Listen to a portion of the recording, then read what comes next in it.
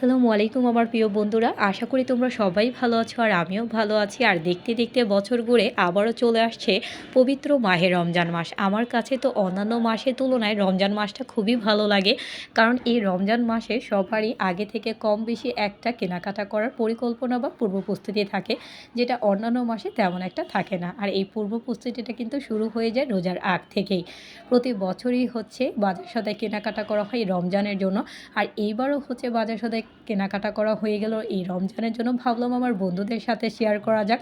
আর আগে থেকে কেনাকাটা করে রাখলে তেমন একটা বাইরে যেতে হয় না, পরিবারের সবাই মিলে একসাথে সুষ্ঠুভাবে রোজা রাখা যায় 30 দিন।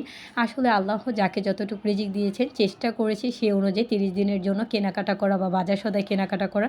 এর কম বেশি হলে অবশ্যই পরবর্তীতে কেনা যাবে। এখানে সব কিছু বাটি ভর্তি করে খেজুর রেখে দিলাম যাতে 30 দিন ইফতারে খাওয়া যায়।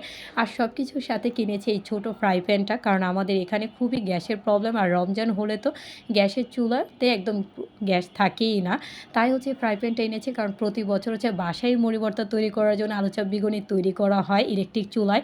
তাই হচ্ছে চলে গেলাম হচ্ছে আমাদের এখানকার বেস্ট বাইতে ছোটো এই কিউট ফ্রাই প্যানটা কেনাকাটা করার জন্য। সেটাও আমার বন্ধুদের সাথে শেয়ার করলাম।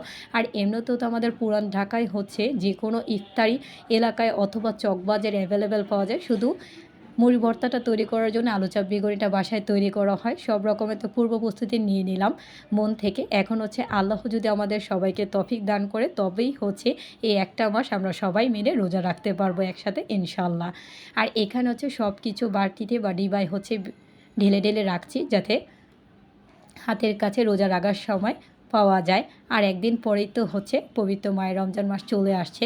শুধু হচ্ছে শুকনা বাজারই করি নি, এখানে হচ্ছে কাঁচা বাজারও করেছি। পরিবারে যার যেটা পছন্দ সেই অনুযায়ী হচ্ছে মাছ মাংস কিনে আনলাম। আর পরিবারে আমাদের সবার পছন্দ হচ্ছে এই দেশি কই মাছগুলো, তাই হচ্ছে বাবা বাজার থেকে এই দেশি কই মাছগুলো এনেছে।